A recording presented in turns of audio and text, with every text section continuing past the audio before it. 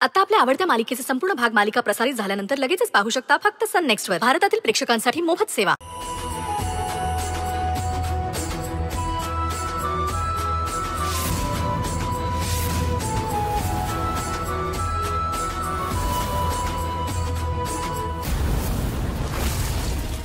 माझ्या अंजलीवर अन्याय झालेला मी सहन करणार नाही.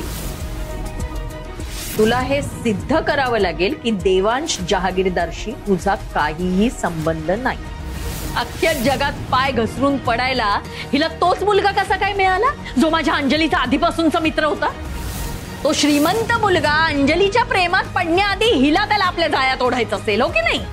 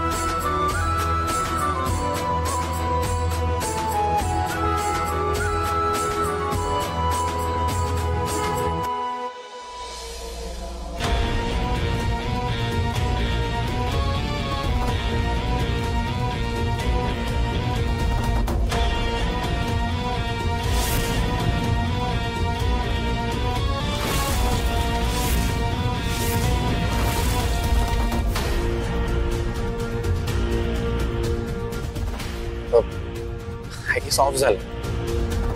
अरे आत्ताच बॅटरी जायची होती. आज मी फोन चार्ज करायलाच विसरले. आय थिंक त्या मुलीचा चेहरा बघून तुझा मूड ऑफ होऊ नये ना, म्हणून बॅटरी डिस्चार्ज झाली असेल.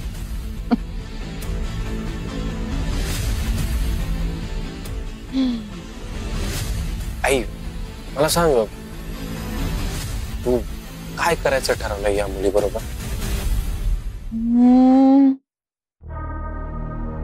तिचं काय करायचं हे मी अजून तरी असं काही नीट ठरवलं नाहीये, पण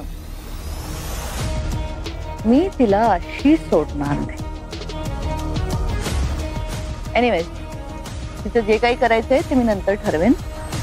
पण तू आज दिवसभर काम करून आलाय, थकला असशील, झोप येत असेल, तू जाऊन झोप. आपण या सगळ्यावर नंतर बोलू.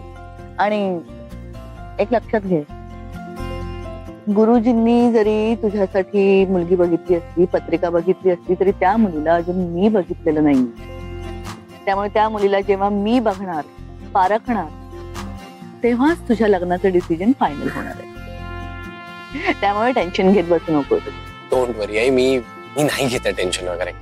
ते मी तुला आधीच सांगितलंय ना, तुम्ही दोघे माझ्याकरता जी कुठली मुलगी शोधाल ती मी मान्य करेन. आता तू स्वतःसाठी मुलगी नाही शोधलीयस तर ऑप्शन नाहीच आहे तुझ्याकडे दुसरं. चल, गुड नाईट. Good night. आणि उगाच टेन्शन घेत बसू नकोस. अजिबात नाही.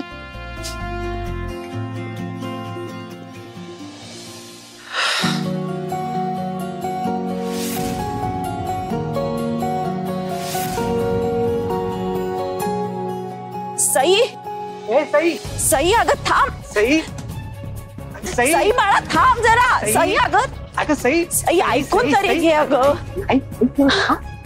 थांब तू थोडं बाळा. काय थांब? अख्ख्या जगात तुम्हाला हाच मुलगा मिळाला? सई अगं आमचं ऐकून तरी घे. काय ऐकून घेऊ आई? याचा अर्थ हाच होतो ना की फक्त मामी आणि अंजली पुरता संशय मर्यादित नव्हता, तर तुम्हाला देखील संशय होता आणि आहे. सई तसं नाहीये. मग कसं आहे मामा? मामा ऑलरेडी माझं आणि त्यांचं काही नाहीये हे मी प्रूव्ह केलंय ना. त्यांनी मला गरजेला मदत केली आणि मी त्यांचे पैसे परत केले. बस संपला विषय इथेच. आणि त्यांनी सुद्धा व्हिडिओमध्ये सांगितलंय ना की माझा आणि त्यांचा काही संबंध नाहीये. मग तरी देखील तुम्ही का हट्ट करताय? एकीकडे तुम्ही आहात आणि दुसरीकडे हे देवांश जहागीरदार सर. कितीही टाळलं ना तरी सतत माझ्या डोळ्यासमोर येत राहतात. सई सई ऐक जरा ऐक. तू शहाणी मुलगीच केली. ते बघ असा त्रागा करायचा नाही. आम्ही काय म्हणतोय ना ते एकदा ऐकून तर घे. हे बघ तू म्हणतेस ना की तुझा आणि यांचा काहीही संबंध नाहीये. अगं आमचा पूर्ण विश्वास आहे तुझ्यावरती. हो ना. आणि अगं आमच्या ध्यानीमनी पण नव्हतं यांचं नाव. ते गुरुजींनी स्थळ सुचवलंय. काय? हो अगं आम्ही आज सहजच तुझी पत्रिका गुरुजींकडे दाखवायला म्हणून घेऊन गेलो. तेव्हा गुरुजींनी सांगितलं की हाच मुलगा तुझ्यासाठी अगदी योग्य आहे. आता तूच म्हणालीस की तुझी आणि यांची योगायोगानं सारखीच गाठ पडते. म्हणजे कदाचित विठू बाबांच्या मनातही असं असू शकेल. हो हा त्यांचा संकेत असेल. पण मुळात मला हेच कळत नाहीये, तुम्ही मला न विचारता गुरुजींकडे गेलातच का? हो आत्ता लक्षात येतंय माझ्या. म्हणजे सकाळी तुम्ही खरं तर या कामासाठी बाहेर पडला होता, म्हणून खोटं बोललात ना माझ्याशी. खरं सांगितलं असतं तर तू सोडलं नसतंस. हो कारण माझ्या मनाची तयारी नाही अजून लग्न करण्याची. मामा आई मी तुम्हाला किती वेळा सांगितलंय, जोपर्यंत वरुणचं शिक्षण होत नाही आणि मामीचं कर्ज फेडून होत नाही ना तोपर्यंत मला लग्न करायचं नाहीये. आणि या देवाण जागीरदार सरांवरून आपल्या घरात किती मोठं महाभारत घडलं हे विसरलात का तुम्ही? तरी देखील तुम्ही मला यांचाच फोटो दाखवताय. सॉरी आहे, मी त्यांच्याशी लग्न नाही करू शकत. सई सई अगं थांब, ऐकून घे ना बाळा. ऐकून तर घे. काय ऐकून घेऊ? मला पुन्हा आपल्या घरात हे सगळं घडू द्यायचं नाही.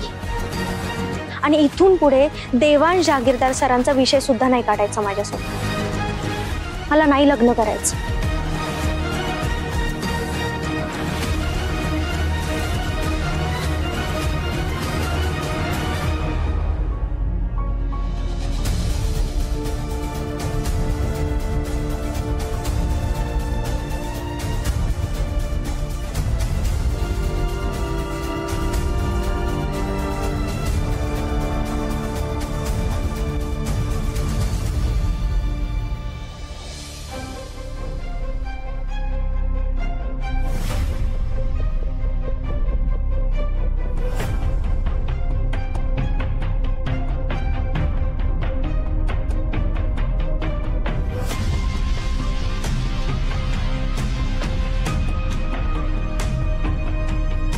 मॉम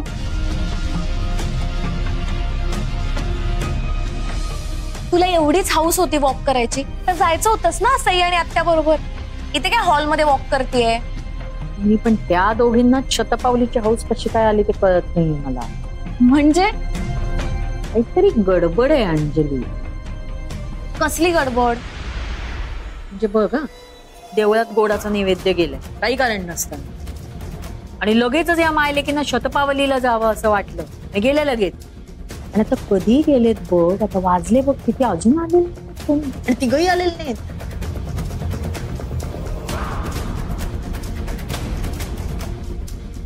काय मग झाले का पाय मोकळे?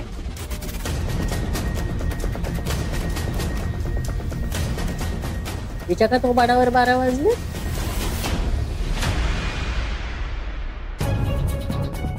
अगं बाई सगळे एकत्रच आले की अगदी एका पाठोपाठ एक. ते पण झालंय काय म्हणजे सई आत्ता आली तिथे चेहरा जरा उतरलेला वाटलं मला. ती फ्रेश व्हायला गेली. तुम्ही तिघ एकत्र कसे काय आलात? ते काय झालं की मी देवळातून येत होतो ना, त्या दोघी मला वाटेत भेटले. मी तिघं बरोबर आलो. हो ताई तू पण आता झोपायला जा. सकाळी लवकर उठावं लागतं ना तुला.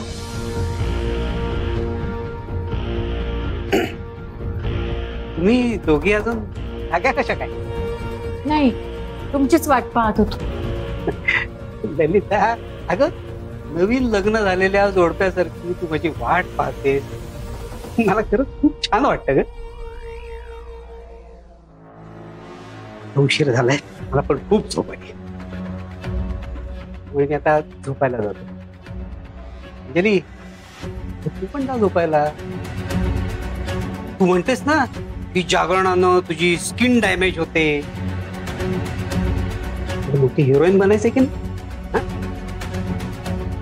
मला पण आता झोप आली. मी पण आता झोपायला जातो.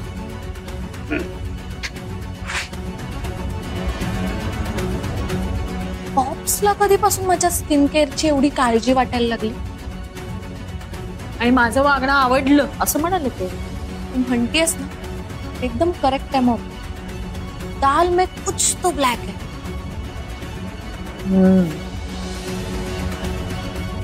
लक्ष ठेवायला हवं.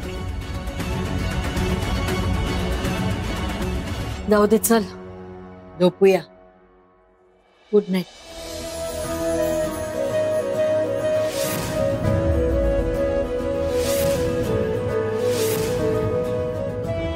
माझा रुमाल द्या ना. नाही असं नको, मी नंतर तुम्हाला धुवून देईल. त्यासाठी परत भेटावं लागेल. मी येईल ना तुमच्या घरी तुमचा हा रुमाल परत करायला. नाही नको सर. देवा, देवा,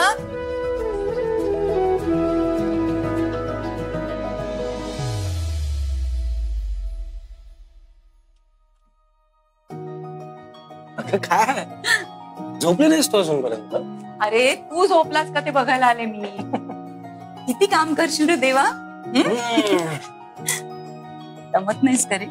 दमतो ना, खूप दमतो. पण तुझा हसरा गोड चेहरा बघितला सगळा थकवा निघून जातो.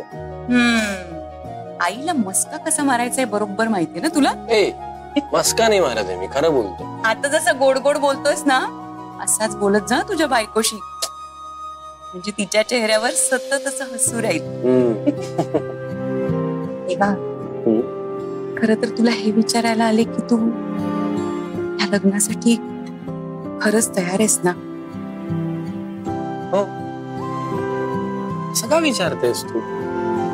आतापर्यंत तुझ्या आयुष्यातले सगळे निर्णय आम्ही, खास करून भैरवी ताईंनी घेतले.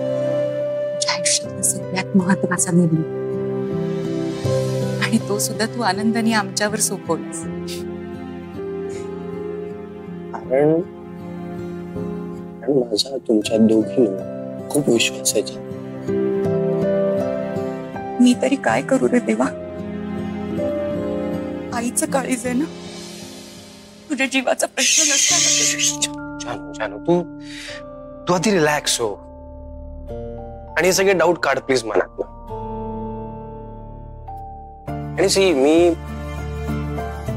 फक्त तुमचं मन राखण्याकरता या लग्नाकरता तयार नाही झालो. मनापासून या लग्नासाठी तयार झालो. Trust me. मी पण त्या मुलीला अजून पाहिलेलं नाहीये, पण देवानी त्या मुलीला तुझ्यासाठी निवडलंय ना, म्हणजे तीच मुलगी योग्य असणार. देवा, आता तुझ्या आयुष्यात एक मुलगी येणार आहे. आतापर्यंत आम्ही सोडून तुझ्या आयुष्यात खास असं कोणी नव्हतंच. आणि कामाला सुरुवात केल्यापासून तर काय, कामात झोकून घेतलंस अगदी स्वतःला. पण तुला माहितीये ना, काम माझं पॅशन. मला खूप आवडतं काम करायला. माहितीये रे मला. पण कामा वैयक्तिक आयुष्यात अडथळे येतात, अडचणी येतात. आता तुला उदाहरणच द्यायचं तर आपलंच बघ ना. आपल्या आयुष्यात असा एक काळ आला होता की तुझे बाबा पूर्ण कोलमडून गेले होते. आणि तेव्हा तू त्यांची साथ अजिबात सोडली नव्हतीस. अशीच तुझी आयुष्यभर साथ देणारी तुझी हक्काची व्यक्ती येणार आहे आता तुझ्या आयुष्यात, जिला बघितल्यावर तुझा सगळा थकवा दूर होईल. तिच्याशी बोलल्यावर तुझ्या मनावरचा सगळा भार हलका होईल. आणि जिला बघायला तुला घरी यायची ओढ लागेल. ती तुझ्या आयुष्यातली पहिली मैत्रीण असेल ना? हो ना?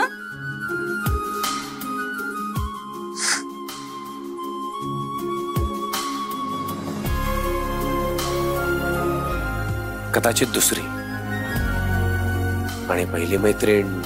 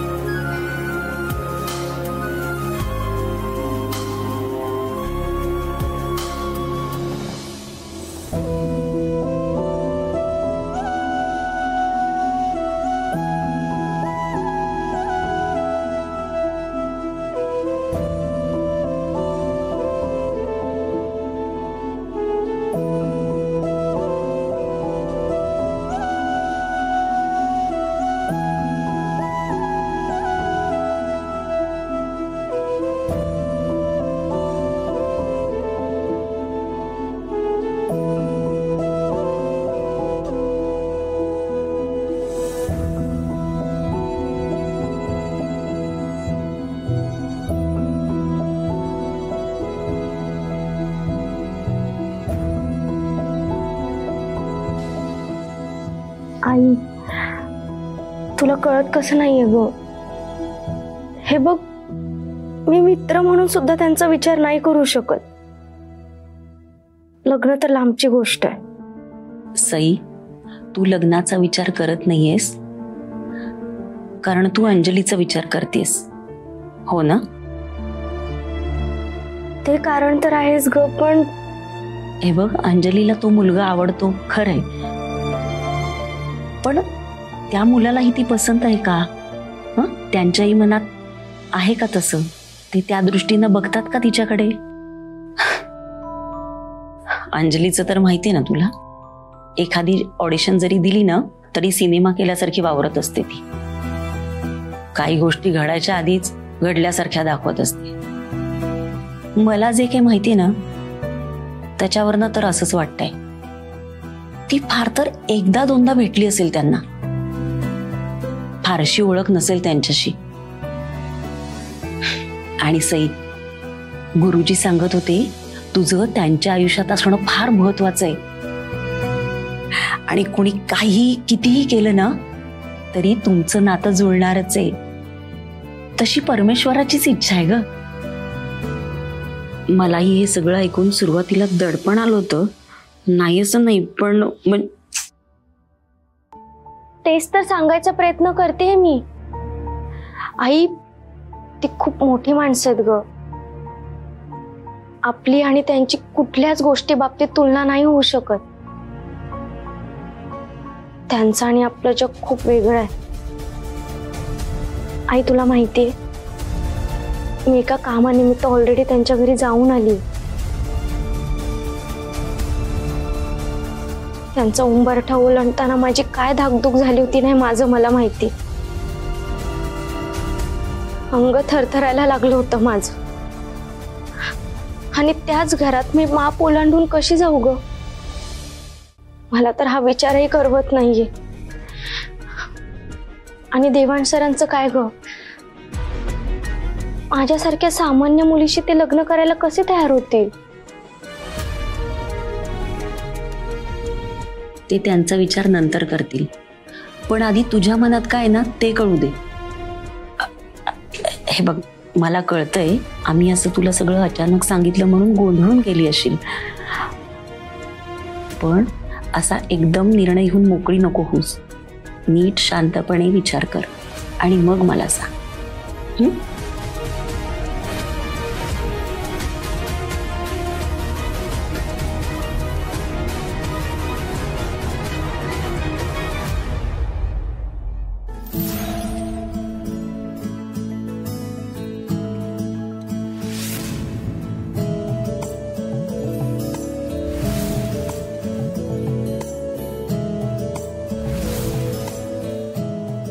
मला साईला सांगावं असं वाटतंय की त्या भेटल्या की मला छान वाटतं. त्यांच्याशी बोललं की माइंड रिलॅक्स होतो माझा. यालाच मैत्री म्हणतात ना.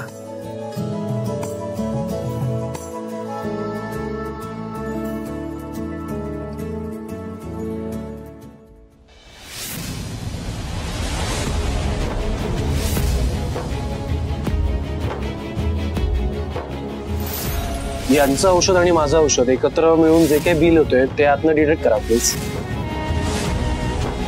या औषधाची तुम्हाला आता खूप गरज आहे, त्यामुळे प्लीज आत्ता पे करू द्या मला. अहो तुम्ही शपथ वगैरे काय घेताय? माझ्या इतक्या वर्षाच्या कामाच्या अनुभवानंतर आत्ता मला माणसं ओळखता येतात.